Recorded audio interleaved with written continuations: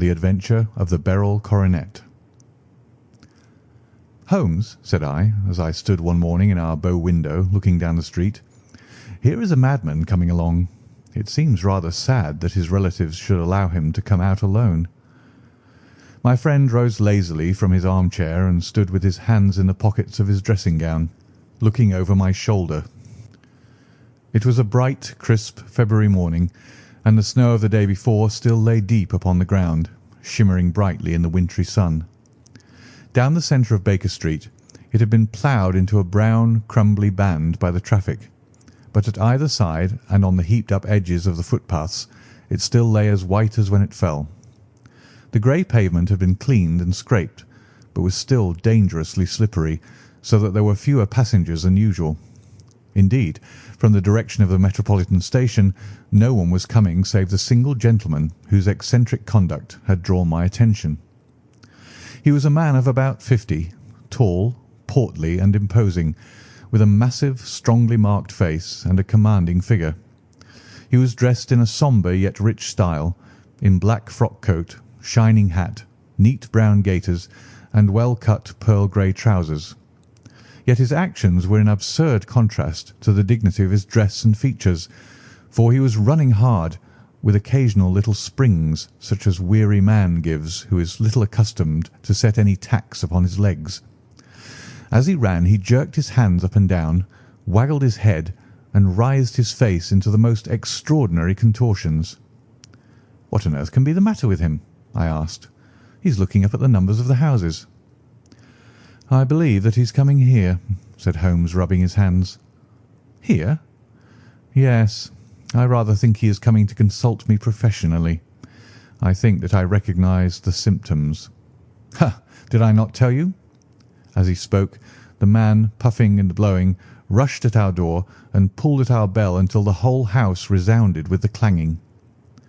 A few moments later he was in our room, still puffing, still gesticulating, but with so fixed a look of grief and despair in his eyes that our smiles were turned in an instant to horror and pity.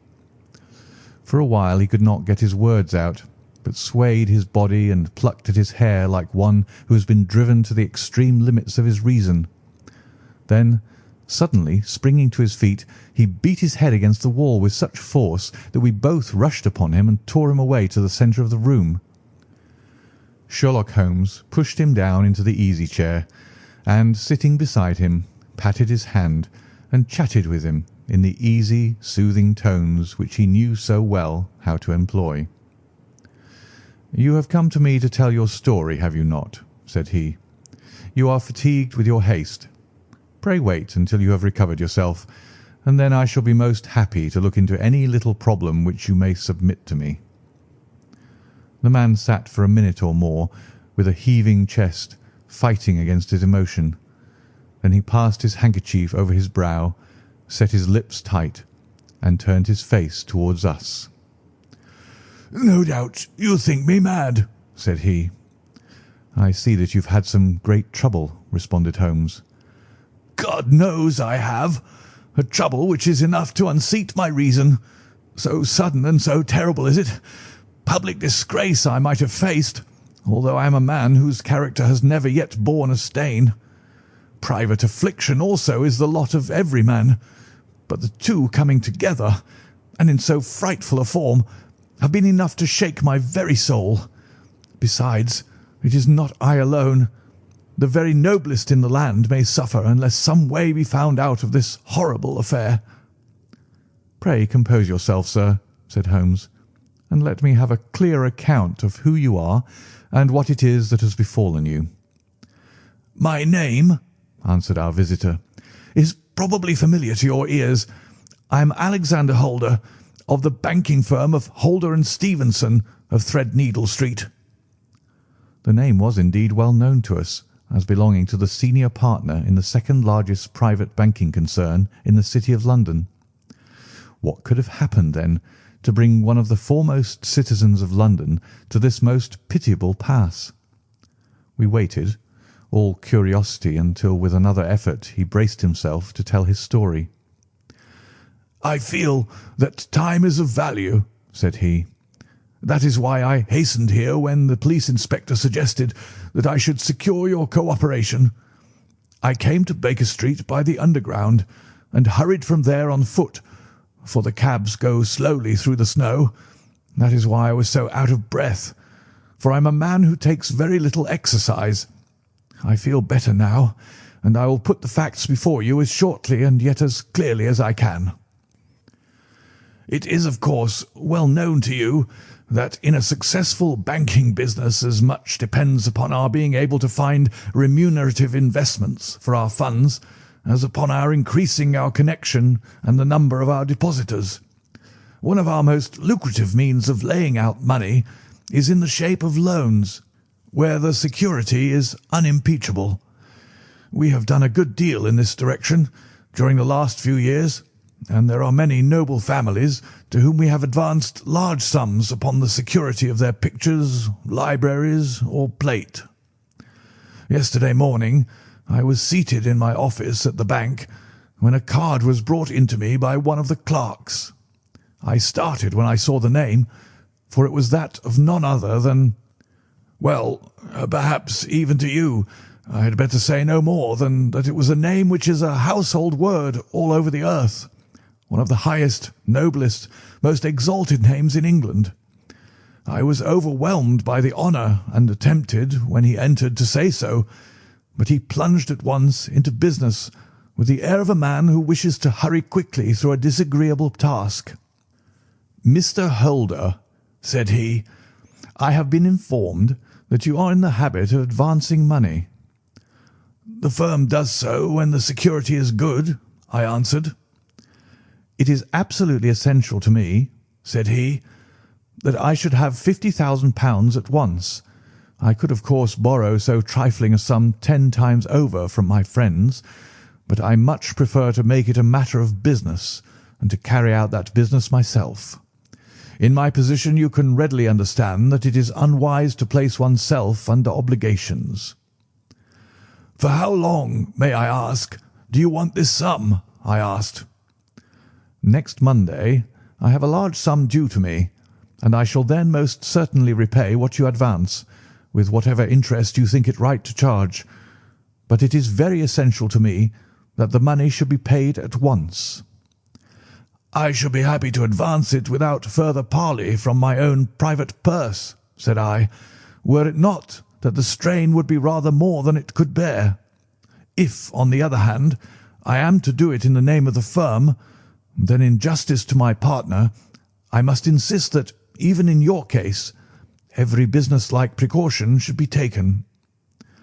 "I should prefer to have it so," said he, raising up a square black morocco case which he had laid beside his chair.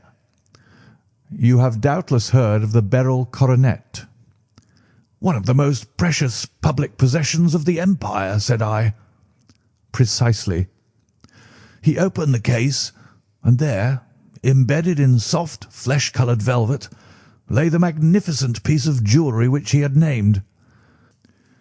"There are 39 enormous beryls," said he, "and the price of the gold chasing is incalculable. The lowest estimate would put the worth of the coronet at double the sum which I have asked. I am prepared to leave it with you as my security." I took the precious case into my hands and looked in some perplexity from it to my illustrious client. "You doubt its value?" he asked. "Not at all. I only doubt—" "The propriety of my leaving it. You may set your mind at rest about that. I should not dream of doing so were it not absolutely certain that I should be able in 4 days to reclaim it. It is a pure matter of form. Is the security sufficient?" "Ample." "You understand, Mr. Holder, that I am giving you a strong proof of the confidence which I have in you, founded upon all that I have heard of you. I rely upon you not only to be discreet and to refrain from all gossip upon the matter, but, above all, to preserve this coronet with every possible precaution, because I need not say that a great public scandal would be caused if any harm were to befall it. Any injury to it would be almost as serious as its complete loss. for there are no Beryls in the world to match these, and it would be impossible to replace them. I leave it with you, however, with every confidence, and I shall call for it in person on Monday morning." Seeing that my client was anxious to leave, I said no more, but calling for my cashier, I ordered him to pay over 50 £1,000 notes. When I was alone once more, however, with the precious case lying upon the table in front of me, I could not but think with some misgivings of the immense responsibility which it entailed upon me. There could be no doubt that, as it was a national possession, a horrible scandal would ensue if any misfortune should occur to it. I already regretted having ever consented to take charge of it. However, it was too late to alter the matter now, so I locked it up in my private safe and turned once more to my work. When evening came, I felt that it would be an imprudence to leave so precious a thing in the office behind me. Bankers' safes have been forced before now, and why should not mine be? If so, how terrible would be the position in which I should find myself. I determined, therefore, that for the next few days I would always carry the case backward and forward with me, so that it might never be really out of my reach. With this intention, I called a cab and drove out to my house at Streatham, carrying the jewel with me. I did not breathe freely until I had taken it upstairs and locked it in the bureau of my dressing-room. And now a word as to my household, Mr. Holmes, for I wish you to thoroughly understand the situation. My groom and my page sleep out of the house, and may be set aside altogether. I have 3 maidservants who have been with me a number of years, and whose absolute reliability is quite above suspicion. Another, Lucy Parr, the second waiting-maid, has only been in my service a few months. She came with an excellent character, however, and has always given me satisfaction. She is a very pretty girl, and has attracted admirers who have occasionally hung about the place. That is the only drawback which we have found to her, but we believe her to be a thoroughly good girl in every way. So much for the servants. My family itself is so small that it will not take me long to describe it. I am a widower, and have an only son, Arthur. He has been a disappointment to me, Mr. Holmes, a grievous disappointment. I have no doubt that I am myself to blame. People tell me that I have spoiled him. Very likely I have. When my dear wife died, I felt that he was all I had to love. I could not bear to see the smile fade even for a moment from his face. I have never denied him a wish. Perhaps it would have been better for both of us had I been sterner, but I meant it for the best. It was naturally my intention that he should succeed me in my business, but he was not of a business turn. He was wild, wayward, and to speak the truth, I could not trust him in the handling of large sums of money. When he was young, he became a member of an aristocratic club, and there, having charmed manners, he was soon the intimate of a number of men with long purses and expensive habits. He learned to play heavily at cards and to squander money on the turf, until he had again and again to come to me and implore me to give him an advance upon his allowance, that he might settle his debts of honour. He tried more than once to break away from the dangerous company which he was keeping, but each time the influence of his friend, Sir George Burnwell, was enough to draw him back again. And indeed, I could not wonder that such a man as Sir George Burnwell should gain an influence over him, for he has frequently brought him to my house, and I have found myself that I could hardly resist the fascination of his manner. He is older than Arthur, a man of the world to his fingertips, one who had been everywhere, seen everything, a brilliant talker, and a man of great personal beauty. Yet when I think of him in cold blood, far away from the glamour of his presence, I am convinced from his cynical speech and the look which I have caught in his eyes that he is one who should be deeply distrusted. So I think, and so too thinks my little Mary, who has a woman's quick insight into character. And now there is only she to be described. She is my niece, but when my brother died 5 years ago and left her alone in the world, I adopted her and have looked upon her ever since as my daughter. She is a sunbeam in my house, sweet, loving, beautiful, a wonderful manager and housekeeper, yet as tender and quiet and gentle as a woman could be. She is my right hand. I do not know what I could do without her. In only one matter has she ever gone against my wishes. Twice my boy has asked her to marry him, for he loves her devotedly, but each time she has refused him. I think that if anyone could have drawn him into the right path, it would have been she, and that his marriage might have changed his whole life. But now, alas, it is too late, forever too late. Now, Mr. Holmes, you know the people who live under my roof, and I shall continue with my miserable story. When we were taking coffee in the drawing-room that night after dinner, I told Arthur and Mary my experience, and of the precious treasure which we had under our roof, suppressing only the name of my client. Lucy Parr, who had brought in the coffee, had, I am sure, left the room, but I cannot swear that the door was closed. Mary and Arthur were much interested and wished to see the famous coronet, but I thought it better not to disturb it. "Where have you put it?" asked Arthur. In my own bureau. "Well, I hope to goodness the house won't be burgled during the night," said he. It is locked up, I answered. "Oh, any old key will fit that bureau. When I was a youngster I have opened it myself with the key of the box-room cupboard."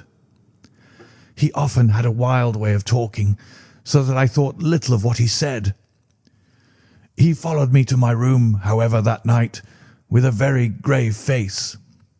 "Look here, Dad," said he, with his eyes cast down. "Can you let me have £200? "No, I cannot," I answered sharply. "I have been far too generous with you in money matters." "You have been very kind," said he, "but I must have this money, or else I can never show my face inside the club again." "And a very good thing, too," I cried. "Yes, but you would not have me leave it a dishonoured man," said he. "I could not bear the disgrace. I must raise the money in some way, and if you will not let me have it, then I must try other means." I was very angry, for this was the third demand during the month. "You shall not have a farthing from me," I cried, on which he bowed and left the room without another word. When he was gone, I unlocked my bureau, made sure that my treasure was safe, and locked it again. Then I started to go round the house to see that all was secure, a duty which I usually leave to Mary, but which I thought it well to perform myself that night. As I came down the stairs, I saw Mary herself at the side window of the hall, which she closed and fastened as I approached. "Tell me, Dad," said she, looking, I thought, a little disturbed. "Did you give Lucy, the maid, leave to go out tonight?" "Certainly not." "She came in just now by the back door. I have no doubt that she has only been to the side gate to see someone, but I think that it is hardly safe and should be stopped." "You must speak to her in the morning, or I will if you prefer it. Are you sure that everything is fastened?" "Quite sure, Dad." "Then good night." I kissed her and went up to my bedroom again, where I was soon asleep. I am endeavouring to tell you everything, Mr. Holmes, which may have any bearing upon the case, but I beg that you will question me upon any point which I do not make clear. "On the contrary, your statement is singularly lucid." I come to a part of my story now in which I should wish to be particularly so. I am not a very heavy sleeper, and the anxiety in my mind tended, no doubt, to make me even less so than usual. About 2 in the morning, then, I was awakened by some sound in the house. It had ceased ere I was wide awake, but it had left an impression behind it as though a window had gently closed somewhere. I lay listening with all my ears. Suddenly, to my horror, there was a distinct sound of footsteps moving softly in the next room. I slipped out of bed, all palpitating with fear, and peeped round the corner of my dressing-room door. "Arthur!" I screamed. "You villain! You thief! How dare you touch that coronet?" The gas was half up as I had left it, and my unhappy boy, dressed only in his shirt and trousers, was standing beside the light, holding the coronet in his hands. He appeared to be wrenching at it or bending it with all his strength. At my cry he dropped it from his grasp and turned as pale as death. I snatched it up and examined it. One of the gold corners, with 3 of the beryls in it, was missing. "You blackguard!" I shouted, beside myself with rage. "You have destroyed it! You have dishonoured me for ever! Where are the jewels which you have stolen?" "Stolen?" he cried. "Yes, thief!" I roared, shaking him by the shoulder. "There are none missing. There cannot be any missing," said he. "There are 3 missing, and you know where they are. Must I call you a liar as well as a thief? Did I not see you trying to tear off another piece?" "You have called me names enough," said he. "I will not stand it any longer. I shall not say another word about the business, since you have chosen to insult me. I will leave your house in the morning and make my own way in the world." "You shall leave it in the hands of the police," I cried, half mad with grief and rage. "I shall have this matter probed to the bottom." "You shall learn nothing from me," said he with a passion such as I should not have thought it was in his nature. "If you choose to call the police, let the police find what they can." By this time the whole house was astir, for I had raised my voice in my anger. Mary was the first to rush into my room, and at the sight of the coronet and of Arthur's face, she read the whole story and, with a scream, fell down senseless on the ground. I sent the housemaid for the police, and put the investigation into their hands at once. When the inspector and the constable entered the house, Arthur, who had stood sullenly with his arms folded, asked me whether it was my intention to charge him with theft. I answered that it had ceased to be a private matter, but had become a public one, since the ruined coronet was national property. I was determined that the law should have its way in everything. "At least," said he, "you will not have me arrested at once. It would be to your advantage as well as mine if I might leave the house for 5 minutes." "That you might get away, or perhaps that you may conceal what you have stolen?" said I, and then, realizing the dreadful position in which I was placed, I implored him to remember that not only my honour, but that of one who was far greater than I was at stake, and that he threatened to raise a scandal which would convulse the nation. He might avert it all if he would but tell me what he had done with the 3 missing stones. "You may as well face the matter," said I. "You have been caught in the act, and no confession could make your guilt more heinous. If you but make such reparation as is in your power, by telling us where the beryls are, all shall be forgiven and forgotten." "Keep your forgiveness for those who ask for it," he answered, turning away from me with a sneer. I saw that he was too hardened for any words of mine to influence him. There was but one way for it. I called in the inspector and gave him into custody. A search was made at once, not only of his person, but of his room and of every portion of the house where he could possibly have concealed the gems, but no trace of them could be found, nor would the wretched boy open his mouth for all our persuasions and our threats. This morning he was removed to a cell, and I, after going through all the police formalities, have hurried round to you to implore you to use your skill in unravelling the matter. The police have openly confessed that they can at present make nothing of it. You may go to any expense which you think necessary. I have already offered a reward of £1,000. My God, what shall I do? I have lost my honour, my gems, and my son in one night. Oh, what shall I do?" He put a hand on either side of his head and rocked himself to and fro, droning to himself like a child whose grief has got beyond words. Sherlock Holmes sat silent for some few minutes, with his brows knitted and his eyes fixed upon the fire. "Do you receive much company?" he asked. "None, save my partner with his family and an occasional friend of Arthur's. Sir George Burnwell has been several times lately. No one else, I think." "Do you go out much in society?" "Arthur does. Mary and I stay at home. We neither of us care for it." "That is unusual in a young girl." "She is of a quiet nature. Besides, she is not so very young.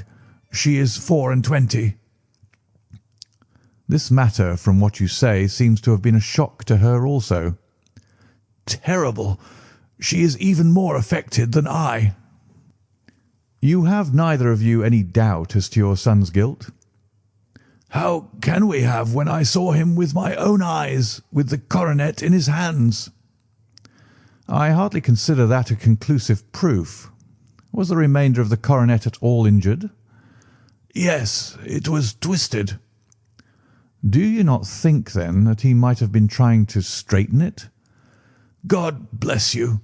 You are doing what you can for him and for me, but it is too heavy a task. What was he doing there at all? If his purpose were innocent, why did he not say so?" "Precisely. And if it were guilty, why did he not invent a lie? His silence appears to me to cut both ways. There are several singular points about the case. What did the police think of the noise which awoke you from your sleep?" "They considered that it might be caused by Arthur's closing his bedroom door." "A likely story. As if a man bent on felony would slam his door so as to wake a household. What did they say, then, of the disappearance of those gems?" "They are still sounding the planking and probing the furniture in the hope of finding them." "Have they thought of looking outside the house?" "Yes, they have shown extraordinary energy. The whole garden has already been minutely examined." "Now, my dear sir," said Holmes, "is it not obvious to you now that this matter really strikes very much deeper than either you or the police were at first inclined to think? It appeared to you to be a simple case. To me it seems exceedingly complex. Consider what is involved by your theory. You suppose that your son came down from his bed, went at great risk to your dressing-room, opened your bureau, took out your coronet, broke off by main force a small portion of it, went off to some other place, concealed 3 gems out of the 39, with such skill that nobody can find them, and then returned with the other 36 into the room in which he exposed himself to the greatest danger of being discovered. I ask you now, is such a theory tenable?" "But what other is there?" cried the banker with a gesture of despair. "If his motives were innocent, why does he not explain them?" "It is our task to find that out," replied Holmes. "So now, if you please, Mr. Holder, we will set off for Streatham together, and devote an hour to glancing a little more closely into details." My friend insisted upon my accompanying them in their expedition, which I was eager enough to do, for my curiosity and sympathy were deeply stirred by the story to which we had listened. I confess that the guilt of the banker's son appeared to me to be as obvious as it did to his unhappy father, but still I had such faith in Holmes's judgment that I felt that there must be some grounds for hope as long as he was dissatisfied with the accepted explanation. He hardly spoke a word the whole way out to the southern suburb, but sat with his chin upon his breast and his hat drawn over his eyes, sunk in the deepest thought. Our client appeared to have taken fresh heart at the little glimpse of hope which had been presented to him, and he even broke into a desultory chat with me over his business affairs. A short railway journey and a shorter walk brought us to Fairbank, the modest residence of the great financier.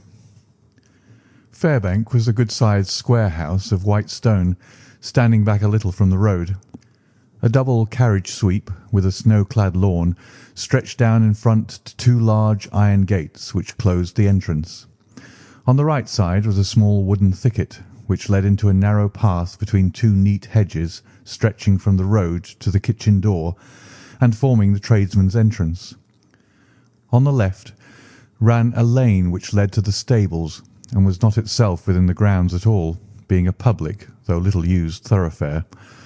Holmes left us standing at the door and walked slowly all round the house, across the front, down the tradesman's path, and so round by the garden behind into the stable lane.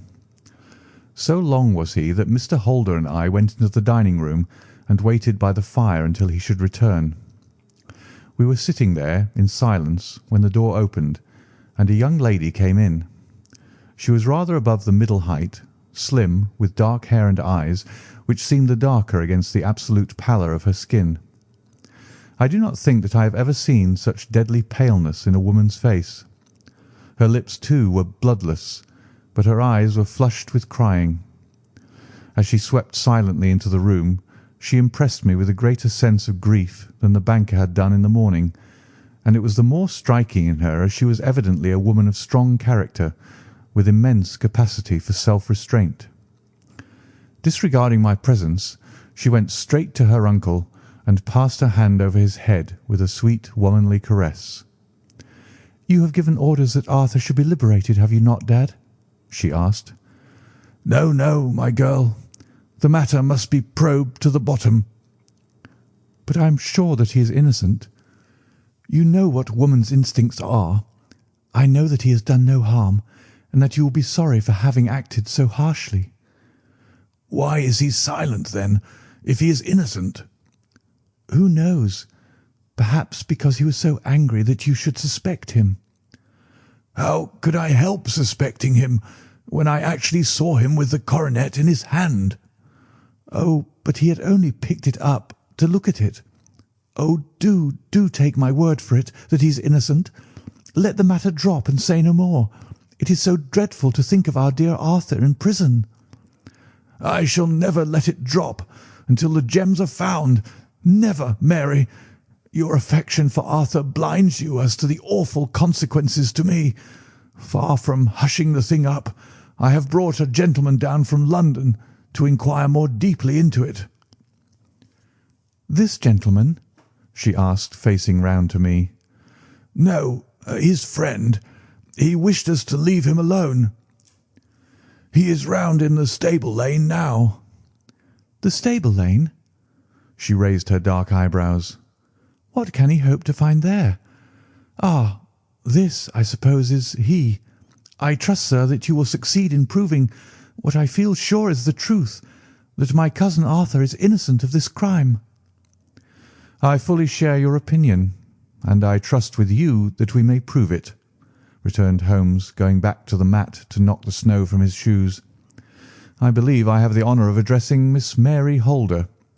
Might I ask you a question or two?" "Pray do, sir, if it may help to clear this horrible affair up." "You heard nothing yourself last night?" "Nothing, until my uncle here began to speak loudly. I heard that, and I came down." "You shut up the windows and doors the night before? Did you fasten all the windows?" "Yes." "Were they all fastened this morning?" "Yes." "You have a maid who has a sweetheart.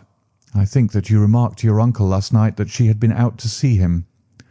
"Yes, and she was the girl who waited in the drawing-room and who may have heard uncle's remarks about the coronet." "I see. You infer that she may have gone out to tell her sweetheart, and that the two may have planned the robbery." "But what is the good of all these vague theories?" cried the banker impatiently.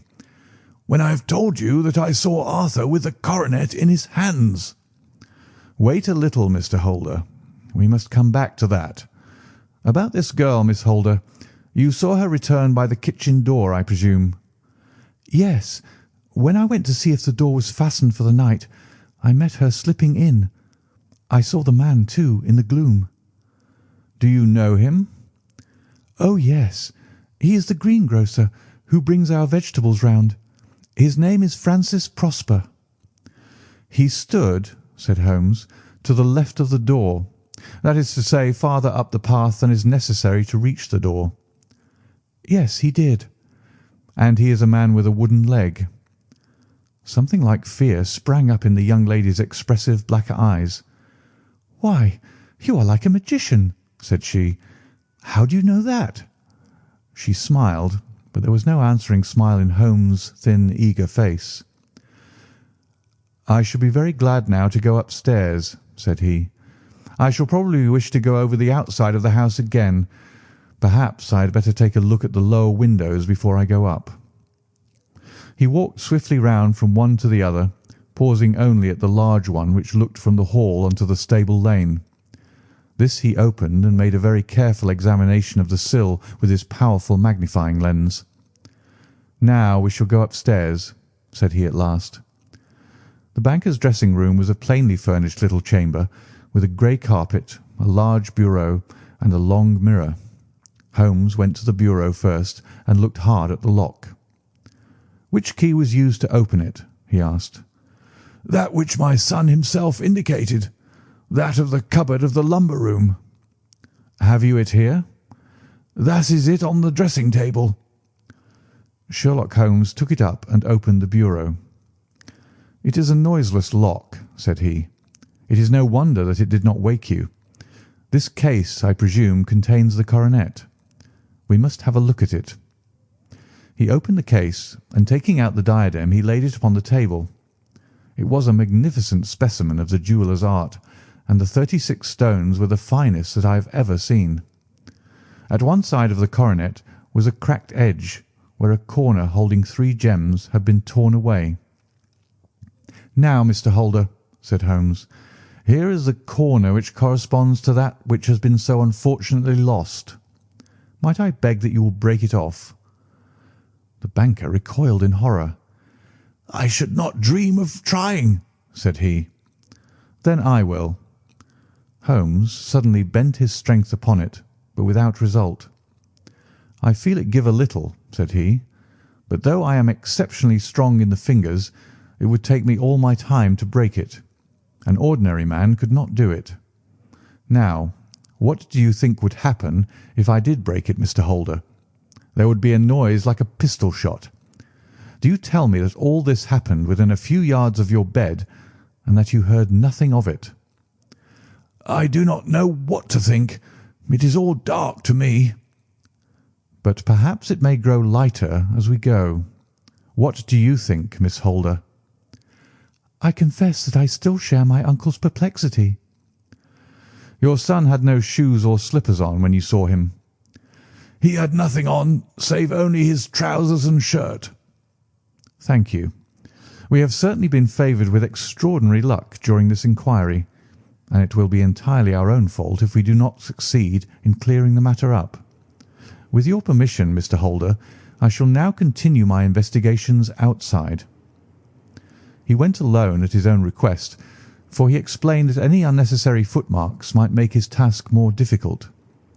For an hour or more he was at work, returning at last with his feet heavy with snow and his features as inscrutable as ever. "I think that I have seen now all that there is to see, Mr. Holder," said he. "I can serve you best by returning to my rooms." "But the gems, Mr. Holmes, where are they?" "I cannot tell." The banker wrung his hands. "I shall never see them again," he cried. "And my son, you give me hopes." "My opinion is in no way altered." "Then, for God's sake, what was this dark business which was acted in my house last night?" "If you can call upon me at my Baker Street rooms to-morrow morning between 9 and 10, I shall be happy to do what I can to make it clearer." I understand that you give me carte blanche to act for you, provided only that I get back the gems, and that you place no limit on the sum I may draw." "I would give my fortune to have them back." "Very good. I shall look into the matter between this and then. Good-bye. It is just possible that I may have to come over here again before evening." It was obvious to me that my companion's mind was now made up about the case, although what his conclusions were was more than I could even dimly imagine. Several times during our homeward journey I endeavoured to sound him upon the point, but he always glided away to some other topic, until at last I gave it over in despair. It was not yet 3 when we found ourselves in our rooms once more. He hurried to his chamber, and was down again in a few minutes dressed as a common loafer. With his collar turned up, his shiny, seedy coat, his red cravat, and his worn boots, he was a perfect sample of the class. "I think that this should do," said he, glancing into the glass above the fireplace. "I only wish you could come with me, Watson, but I fear that it won't do. I may be on the trail in this matter, or I may be following a will-o'-the-wisp, but I shall soon know which it is. I hope that I may be back in a few hours." He cut a slice of beef from the joint upon the sideboard, sandwiched it between 2 rounds of bread, and thrusting his rude meal into his pocket, he started off upon his expedition. I had just finished my tea when he returned, evidently in excellent spirits, swinging an old elastic-sided boot in his hand. He chucked it down into a corner and helped himself to a cup of tea. "I only looked in as I passed," said he. "I am going right on." "Where to?" "Oh, to the other side of the West End. It may be some time before I get back. Don't wait up for me in case I should be late." "How are you getting on?" "Oh, so. Nothing to complain of. I've been out to Streatham since I saw you last, but I did not call at the house. It is a very sweet little problem, and I would not have missed it for a good deal. However, I must not sit gossiping here, but must get these disreputable clothes off and return to my highly respectable self." I could see by his manner that he had strong reasons for satisfaction than his words alone would imply. His eyes twinkled, and there was even a touch of colour upon his sallow cheeks. He hastened upstairs, and a few minutes later I heard the slam of the hall door, which told me that he was off once more upon his congenial hunt. I waited until midnight, but there was no sign of his return, so I retired to my room. It was no uncommon thing for him to be away for days and nights on end when he was hot upon a scent, so that his lateness caused me no surprise. I do not know at what hour he came in, but when I came down to breakfast in the morning, there he was with a cup of coffee in one hand and the paper in the other, as fresh and trim as possible. "You will excuse my beginning without you, Watson," said he, "but you remember that our client has rather an early appointment this morning." "Why, it is after 9 now," I answered. "I should not be surprised if that were he. I thought I heard a ring." It was indeed our friend the financier. I was shocked by the change which had come over him, for his face, which was naturally of a broad and massive mould, was now pinched and fallen in, while his hair seemed to me at least a shade whiter. He entered with a weariness and lethargy which was even more painful than his violence of the morning before, and he dropped heavily into the armchair which I pushed forward for him.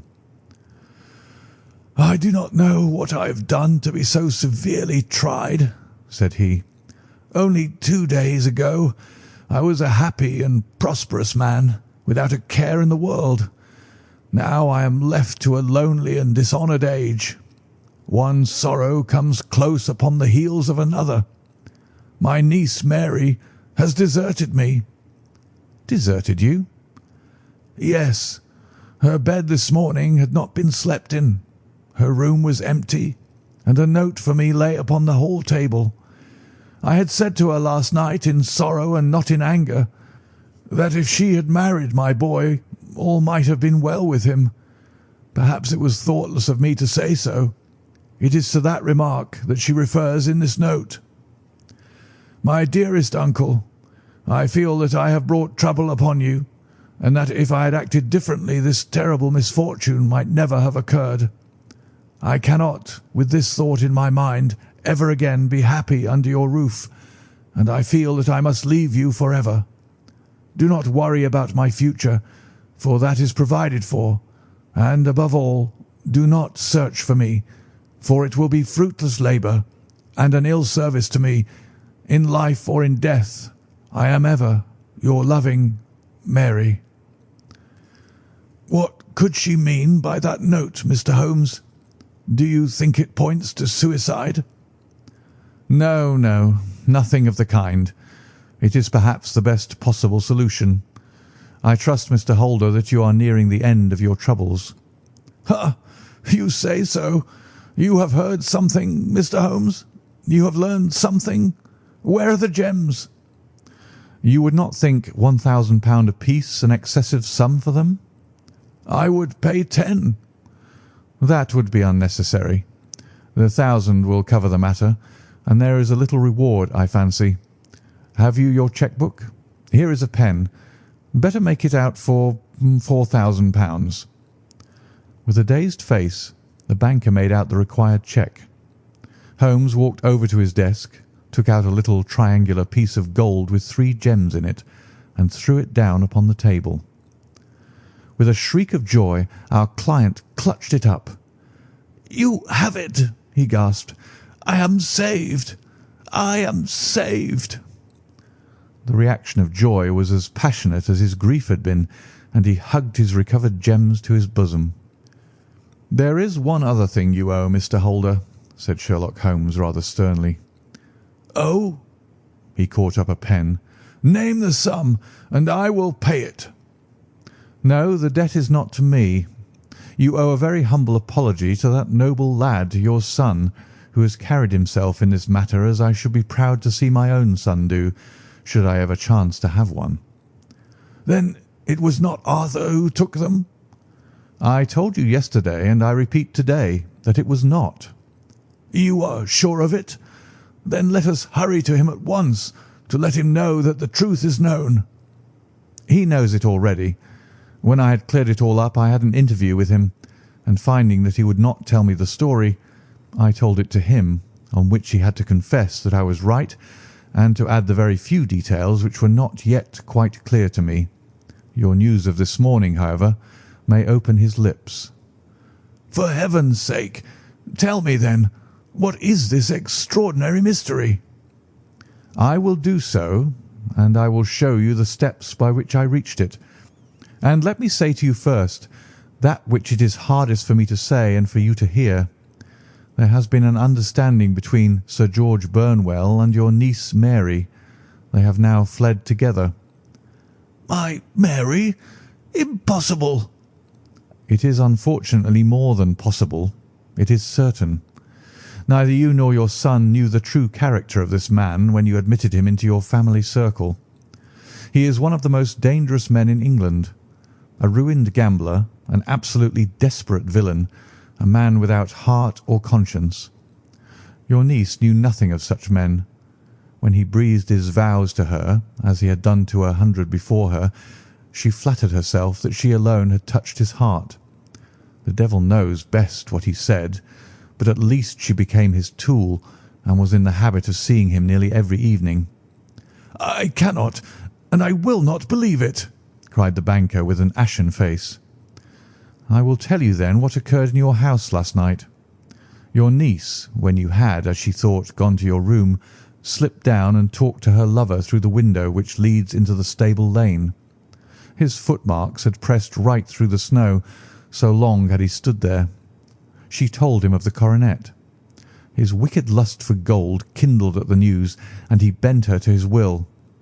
I have no doubt that she loved you, but there are women in whom the love of a lover extinguishes all other loves, and I think that she must have been one.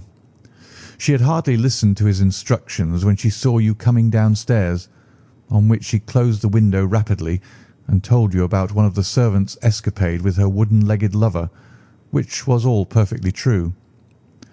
Your boy Arthur went to bed after his interview with you, but he slept badly on account of his uneasiness about his club debts. In the middle of the night he heard a soft tread pass his door, so he rose and, looking out, was surprised to see his cousin walking very stealthily along the passage until she disappeared into your dressing-room. Petrified with astonishment, the lad slipped on some clothes and waited there in the dark to see what would come of this strange affair. Presently she emerged from the room again, and in the light of the passage lamp your son saw that she carried the precious coronet in her hands. She passed down the stairs, and he, thrilling with horror, ran along and slipped behind the curtain near your door, whence he could see what passed in the hall beneath. He saw her stealthily open the window, hand out the coronet to someone in the gloom, and then, closing it once more, hurry back to her room, passing quite close to where he stood hid behind the curtain. As long as she was on the scene he could not take any action without a horrible exposure of the woman whom he loved. But the instant that she was gone, he realized how crushing a misfortune this would be for you, and how all-important it was to set it right. He rushed down, just as he was, in his bare feet, opened the window, sprang out into the snow, and ran down the lane, where he could see a dark figure in the moonlight. Sir George Burnwell tried to get away, but Arthur caught him, and there was a struggle between them, your lad tugging at one side of the coronet, and his opponent at the other. In the scuffle your son struck Sir George and cut him over the eye.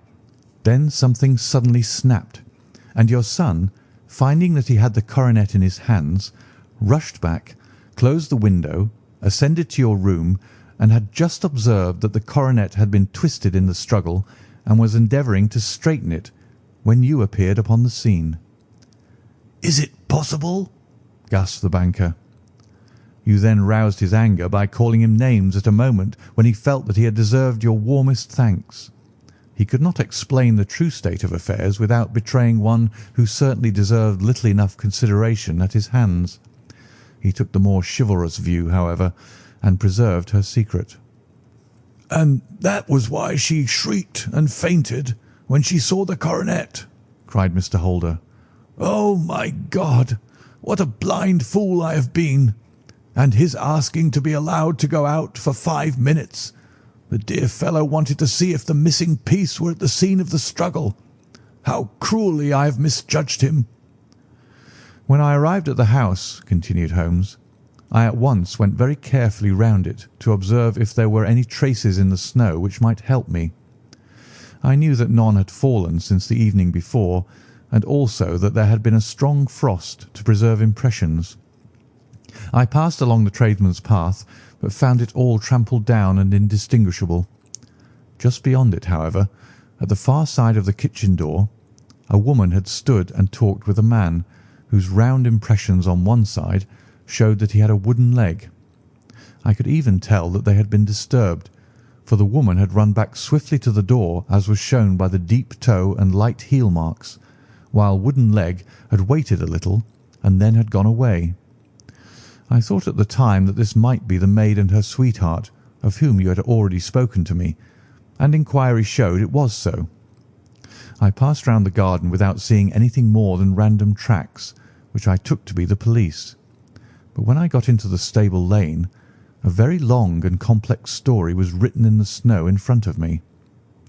There was a double line of tracks of a booted man, and a second double line, which I saw with delight belonged to a man with naked feet. I was at once convinced from what you had told me that the latter was your son. The first had walked both ways, but the other had run swiftly, and as his tread was marked in places over the depression of the boot, it was obvious that he had passed after the other. I followed them up and found they led to the hall window, where Boots had worn all the snow away while waiting. Then I walked to the other end, which was 100 yards or more down the lane. I saw where Boots had faced round, where the snow was cut up as though there had been a struggle, and finally where a few drops of blood had fallen, to show me that I was not mistaken. Boots had then run down the lane, and another little smudge of blood showed that it was he who had been hurt. When he came to the high road at the other end, I found that the pavement had been cleared, so there was an end to that clue. On entering the house, however, I examined, as you remember, the sill and framework of the hall window with my lens, and I could at once see that someone had passed out. I could distinguish the outline of an instep where the wet foot had been placed in coming in. I was then beginning to be able to form an opinion as to what had occurred. A man had waited outside the window. Someone had brought the gems. The deed had been overseen by your son. He had pursued the thief, had struggled with him. They had each tugged at the coronet, their united strength causing injuries which neither alone could have effected. He had returned with the prize, but had left a fragment in the grasp of his opponent. So far I was clear. The question now was, who was the man and who was it brought him the coronet? It is an old maxim of mine that when you have excluded the impossible, whatever remains, however improbable, must be the truth. Now I knew that it was not you who had brought it down, so there only remained your niece and the maids. But if it were the maids, why should your son allow himself to be accused in their place? There could be no possible reason. As he loved his cousin, however, there was an excellent explanation why he should retain her secret, the more so as the secret was a disgraceful one. When I remembered that you had seen her at that window and how she had fainted on seeing the coronet again, my conjecture became a certainty. And who could it be who was her confederate? A lover, evidently, for who else could outweigh the love and gratitude which she must feel to you? I knew that you went out little, and that your circle of friends was a very limited one, but among them was Sir George Burnwell. I had heard of him before as being a man of evil reputation among women. It must have been he who wore those boots and retained the missing gems. Even though he knew that Arthur had discovered him, he might still flatter himself that he was safe, for the lad could not say a word without compromising his own family. Well, your own good sense will suggest what measures I took next. I went in the shape of a loafer to Sir George's house, managed to pick up an acquaintance with his valet, learned that his master had cut his head the night before, and finally, at the expense of 6 shillings, made all sure by buying a pair of his cast-off shoes. With these I journeyed down to Streatham and saw that they exactly fitted the tracks. "I saw an ill-dressed vagabond in the lane yesterday evening," said Mr. Holder. Precisely. It was I. I found that I had my man, so I came home and changed my clothes. It was a delicate part which I had to play then, for I saw that a prosecution must be avoided to avert scandal, and I knew that so astute a villain would see that our hands were tied in the matter. I went and saw him. At first, of course, he denied everything, but when I gave him every particular that had occurred, he tried to bluster and took down a life-preserver from the wall. I knew my man, however, and I clapped a pistol to his head before he could strike. Then he became a little more reasonable. I told him that we would give him a price for the stones he held, £1,000 apiece. That brought out the first signs of grief that he had shown. "Why, dash it all," said he, "I've let them go at 600 for the 3." I soon managed to get the address of the receiver who had them, on promising him that there would be no prosecution. Off I set to him, and after much chaffering, I got our stones at £1,000 apiece. Then I looked in upon your son, told him that all was right, and eventually got to my bed about 2 o'clock, after what I may recall a really hard day's work. "A day which has saved England from a great public scandal," said the banker, rising. "Sir, I cannot find words to thank you, but you shall not find me ungrateful for what you have done. Your skill has indeed exceeded all that I have heard of it, and now I must fly to my dear boy to apologize to him for the wrong which I have done him. As to what you tell me of poor Mary, it goes to my very heart. Not even your skill can inform me where she is now." "I think that we may safely say," returned Holmes, "that she is wherever Sir George Burnwell is. It is equally certain, too, that whatever her sins are, they will soon receive a more than sufficient punishment."